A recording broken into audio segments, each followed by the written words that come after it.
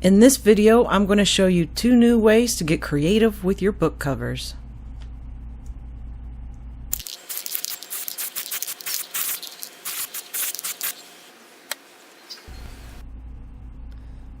After watching this video, you may have some ideas on creating a space scene, a beach scene, or just some pretty colors in an abstract way. I'm also going to give you some tips along the way of things to avoid, mistakes I made while I was trying to create some colorful covers. That way you don't have to make the same mistakes and your project will be successful the first time around. Hey, first you actually have to create the paper cover. You can use a paper bag and just cut out the bottom and cut it down lengthwise once. I used a Panera bag there, but for this particular one that I'm folding here, it's craft paper. So you just measure the sides. You want a couple inches on each side that you fold down underneath. You make a little book taco with 2 inches sticking out each of the width of it. You fold them back under. Now I did find that the paints look so much better if you paint the paper that you have white first or use some gesso on it. That makes the colors pop a lot more. Now I put a couple of paper towel rolls in the middle there just to kind of give it a little bit of an angle, let the paint run off, because you don't want the paint too thick. I figure it'll wear a lot better if it's a little bit thinner cover of a paint. And to mix the paints, I used a fluid acrylic and mixed it in with a little Floetrol. You can use Deco art paint. The Home Depot that I shop at actually carries some of that. And they also carry the Floetrol, or you can order both off Amazon. I'll put some links down in the description. And you basically want 3 parts of the mix to 1 part of the paint. You can add a little bit of water if you think it's too thick, but go real slow on that. You don't want too much water going in.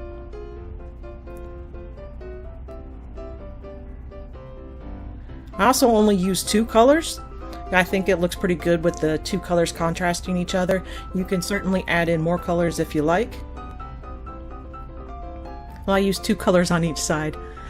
I could have used all 4 on both sides, but I was trying to show you that you don't need to buy out the whole paint selection at the store to make it have a good effect. So what'll work better is that after you do the pour, you have an area set up that you can let it dry, and you just put some cups down to create sort of a pyramid. Or you can, if you have a small box, that'll work as well. And then you cover that with either some poster board or a box that you kind of fold in half and give it a crease in the middle. And that way the book, you can put the book cover over that and it'll dry a little bit more even without the puddles in it like I got on the one I did.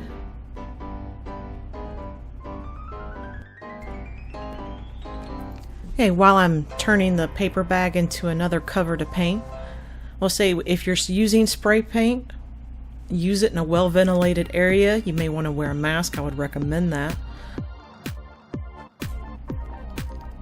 Now with your spray paint, if you want to keep the center of the cover clear, you can place down some poster board and put a little weight on it. That way it doesn't get spray paint on it, so you can write like the name of the class or whatever. For planet stencils, you use a tuna can, or that also use the top of a almond milk. Spray around it so you know where you want them. Then with short little bursts, you can use light color like white. Cover it with a little black, and if you want you can put a color like I did in the planet on the left, and then use a paper bag. Just gently put the paper bag on it and pick up some of the paint with the paper bag. After you get it how you like it, let it dry for a little bit. I used a fan to help out. Then you put the stencils back in place. If they're light like the cans I used, put a small weight on them. Then you just spray down with short bursts with the can not too close because you don't want it to puddle, to cover the area in black. And then to create the stars, you spray a little bit of white paint on your fingertip, flick it off to the side, and then flick your finger over the book cover. Now on the left I did also add a little bit of extra color into the sky just to show you some options. And here I use a straight edge to create a little starburst effect. Completely optional, I just wanted to give you the idea. Now here's our beach scene. Started kind of the same way with the planet, but I didn't do the dark over it or anything because I just wanted the sun to be nice and bright. For the blue, I just went in, I didn't do a solid color in on the sky to kind of give the cloud effect. Now I'm using the straight edge there to build in the horizon with the paint. And to create the water effect, you spray in a little yellow, a little white under the sun, and you swipe back and forth with your finger. I'll do it over on the left side with just some dark blue and light blue to give the contrast. One of these three gives you some ideas to get creating. If you have any questions, let me know down at the bottom. You can check out some of my other videos for other techniques with spray paint and fluid art. I'll put the links to a couple of spray paint art channels if you're interested more in some of the space effects. Thank you for watching, and please consider hitting a thumbs up or the subscribe button.